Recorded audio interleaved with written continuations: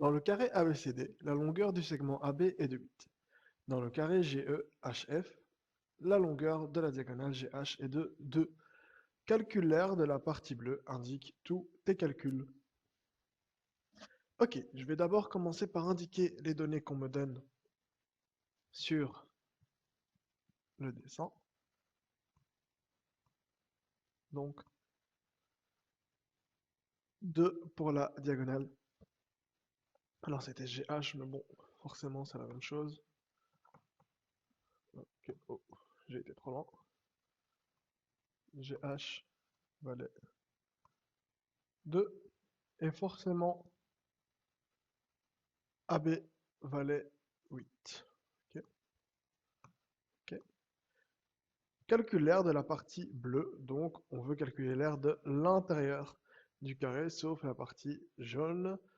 Allons-y. Qu'est-ce que je peux calculer dans ce cas-là? Ben, je vais d'abord calculer l'aire du grand carré. Donc, R de ABCD, c'est égal forcément à 8 au carré, qui est égal à 64. Facile pour un carré.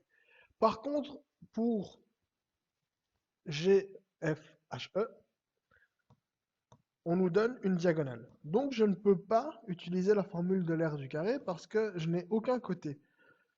Par contre, je peux utiliser la formule de l'aire euh, euh, du losange. Donc, je fais grande diagonale fois petite diagonale, mais là c'est la même chose. Donc 2 fois 2 divisé par 2. Donc 2 fois 2 divisé par 2 est égal à 2. Et une fois que j'ai ça, l'aire de la partie bleue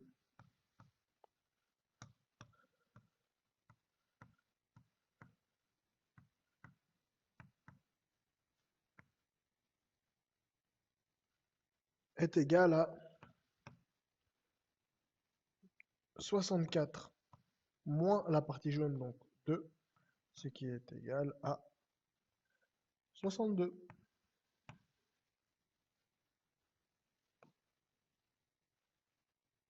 Un carré a le même périmètre que la figure ci-dessous. Calcule l'aire de ce carré, indique tous tes calculs. Je vais d'abord calculer le périmètre de cette figure en additionnant tous les côtés. Donc ici j'ai 3, ici j'ai 3, ici j'ai 3, et ceci vaut 1, 1, 1, 1 et 1. Donc si je calcule bien, j'ai 4 fois 3 pour le périmètre. 4 fois 3, plus 1, 2, 3, 4, 5, 6, 7, 8. Donc plus 8 fois 1. Donc facile. Je calcule ceci. Ça va me donner 12 plus 8, donc 20. Ok. Et avec ça, je sais que j'ai un carré, forcément. Bon, pas très joli mon carré.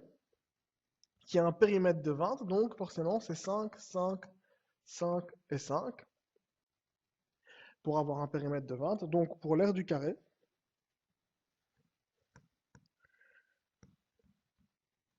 il suffit de faire côté fois côté, donc 5 fois 5, est égal à 25.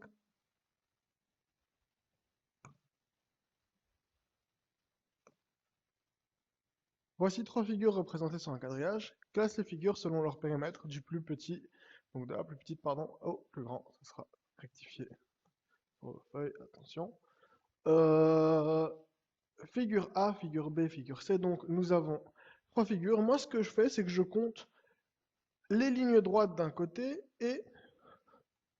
Donc voilà, donc ça c'est ce que j'appelle une ligne droite, donc qu'elle soit horizontale ou verticale, et les diagonales de l'autre côté. Parce que je sais qu'une diagonale, forcément, ça va être plus grand qu'une ligne droite. Donc ce que je sais ici, les lignes droites, je vais les appeler A, et les diagonales, je vais les appeler B. Ici, j'ai Pour la première, 10 lignes droites. Pardon. Ok. J'ai 10 lignes droites, donc 10A plus. J'ai combien de lignes courbes, de lignes diagonales, pardon. J'en ai une, donc plus. Oh, pardon. 1B. Pour la deuxième figure, donc la figure B, je n'ai que deux lignes droites, j'ai 10A. Donc on sait facilement voir ici que forcément la figure B, elle sera plus petite, elle aura un périmètre plus petit que la figure A. Et pour la figure C, par contre, j'ai 6A. Oui, 6 lignes droites, donc 6A plus 2 lignes obliques. Et donc, forcément, le périmètre le plus petit ici, ça va être la figure C. Même si elle a l'air plus grosse, c'est incroyable. Et donc, viendra ensuite la figure B. Et ensuite la figure A.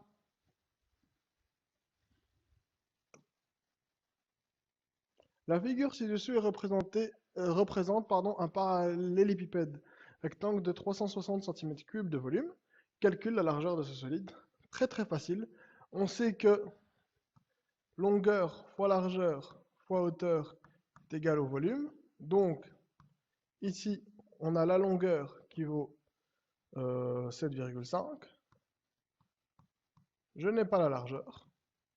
Fois la hauteur qui vaut, qui vaut 12. Donc, il suffit de faire mes 360 qui valent donc 7,5 fois 12, ça nous fait 75 plus 15, ce qui nous fait 90. Donc 90 fois la largeur est égale à 360. Et donc la largeur est égale à 360 divisé par 90, ce qui est égal à 4.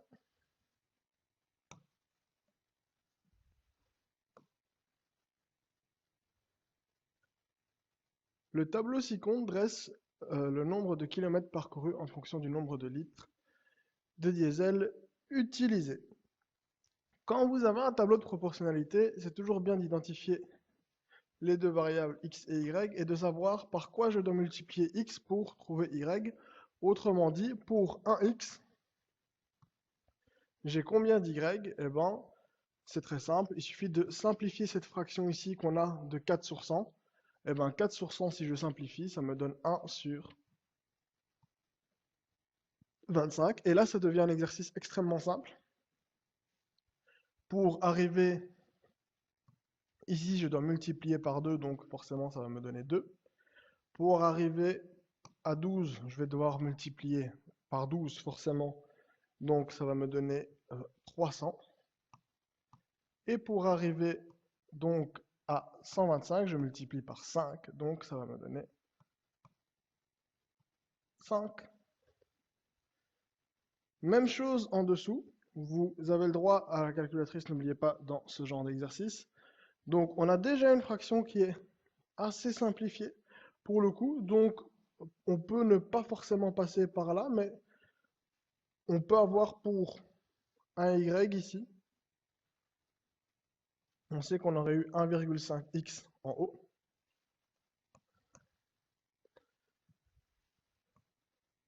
Et donc, pour passer de 3 à 15, on a fait x5, donc ça va me donner 10.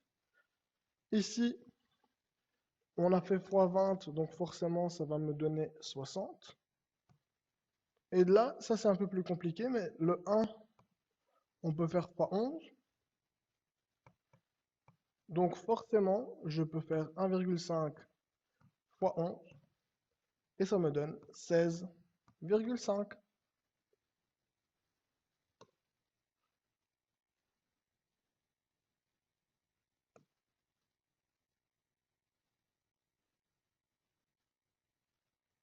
Laquelle des trois situations ci-dessous représente une situation de proportionnalité? Coche la bonne réponse. Alors, pour qu'on ait une proportionnalité, il faut qu'on sache multiplier par un même nombre ou diviser par un même nombre à chaque fois entre x et y. Alors, ici, c'est très simple.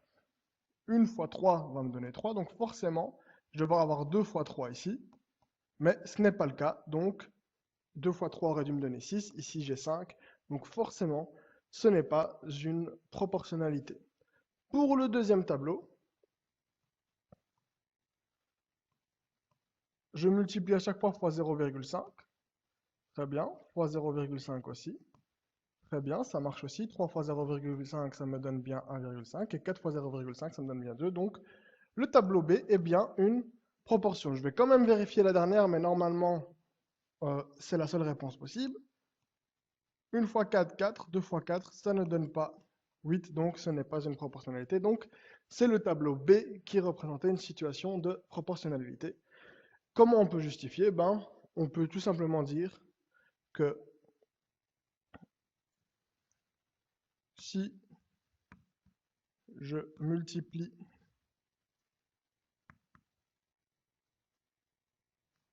la valeur x par 0,5, j'obtiens